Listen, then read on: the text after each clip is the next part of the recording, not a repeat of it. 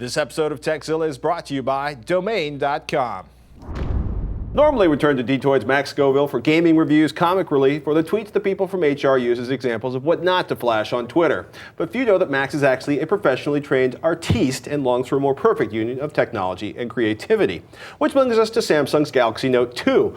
It's Samsung's mini tablet that also, well, it's essentially a big-ass phone, which Max has decided is an outstanding tool for artists. Welcome back, Max. Thanks for having me. I gotta say, let me hit cancel before I start deleting things. Is it really all about the stylus, or what's going on with the Galaxy Note 2 that really had you excited? So I jumped on there, and we had some Paint Shop app that we downloaded that was kind of good. It's got layers and sort of a Photoshop light kind of feel, but I don't think that was designed for something that really had a stylus with it, because this is actually really pressure sensitive. The S Note software that's on here is surprisingly good. It's got a lot going on, both from an artsy-fartsy draw pictures of things standpoint, and also from just an anal retentive note-taking standpoint. So we should point out that if you haven't seen the Galaxy, if you hold the screen up real quick, it's a 5.55 inch, like 141 millimeter diagonal display. It actually packs a 720p resolution, which technically is not, Retina grade resolution, but it's a pretty dense pack of pixels for a screen that's that small. The quality of images are excellent. But for you, really, though, it was you pretty much, when you're doing art, you live on a Wacom tablet, or?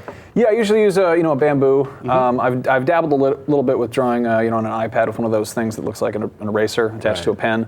And I think that when you're making a machine that's designed for touch interface, it's a little bit sloppier, and that's where the stylus really makes a difference. And it's not just your typical either it's touching or it's not. It actually senses different amounts of pressure, which I think is really cool.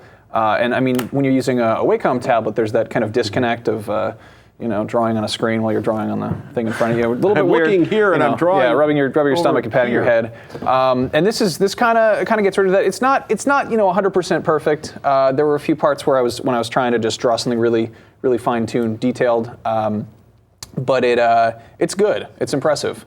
I think if people are looking for a really comprehensive artsy drawing graphics device, they're going to want to get something much bigger.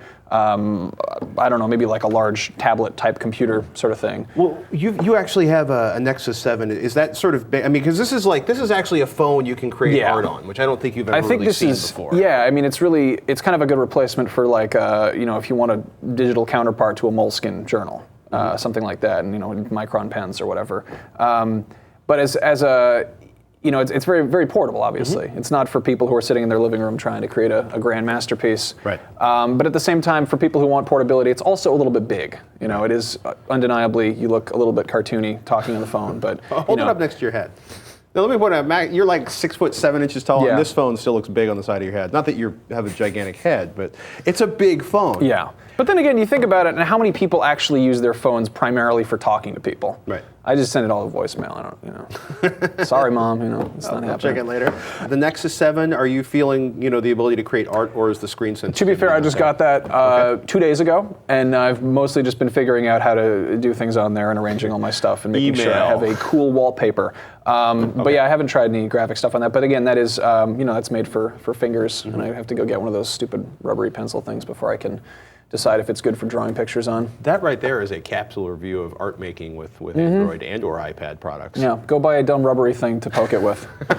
Assassin's Creed is loose. What else is kind of on fire this week in the gaming world? This is a sad thing to say. I did an unboxing of special limited edition autographed, very fancy Halo 4 Doritos and Mountain Dew that were not for consumption, but I did not take that to heart, so I ate them, and it's the stupidest video we've done in a very long time, and it's up to like 22,000 views, which is just embarrassing. So there's that, and then of course there's also the review of Halo 4, which is one of the biggest games of the year. So should I just point people to the video, or will you acknowledge excitement or anger at the release? Of the chips in the soda or the game itself? Let's walk away from the chips in the soda and the special glossy black edition. I think Halo 4 looks like a great game. I played it for like a minute, and I think it's great. I didn't do the review, but who did the review? You got the chips, Anthony but they did the review. Yeah, they were like, Max, what do you know about Halo? And I'm like, you're like a spaceman, and there's some aliens, and you shoot them with a gun, and they're like, okay, just take the snacks, and you can talk about those. I did review Assassin's Creed 3 though, and that's much more of a serious review. So if you want cutting-edge game journalism, that's the place to go. And if you want Master Chief, don't look at Max. He's a sensitive artiste. Where do they find the website, Max? You can check out youtube.com/Detoid for the Detoid Show. That's Monday, Wednesday, Friday, or youtube.com/Rev3Games, where we're putting all of our exciting video game coverage just every day of the week, all the time. Lots of fun. Ladies and gentlemen, our thanks to Max. No Master Chief, but a darn fine artist. And check out his Assassin's Creed review. More Tekzilla coming right up. But before we get to that, let's take a moment to thank one of our sponsors. When you register a new domain name, make sure it's a .com. A .com is the instantly recognizable domain name that gives your website credibility no matter what name you choose. And the best place to get a new .com domain is at domain.com. They're affordable, reliable, and easy to use. Plus, domain.com's active social media presence on Twitter at domain.com and some great customer support make it a great place to do business. We have an awesome coupon code for you, 20% off domain.com's already low prices. All you need to do is use the coupon code Tekzilla when you check out at domain.com, and you're going to save money. 20% off, folks. Big time savings. Give the Tekzilla coupon code some love, and when you think domain names, think domain.com. And did you notice that's a .com?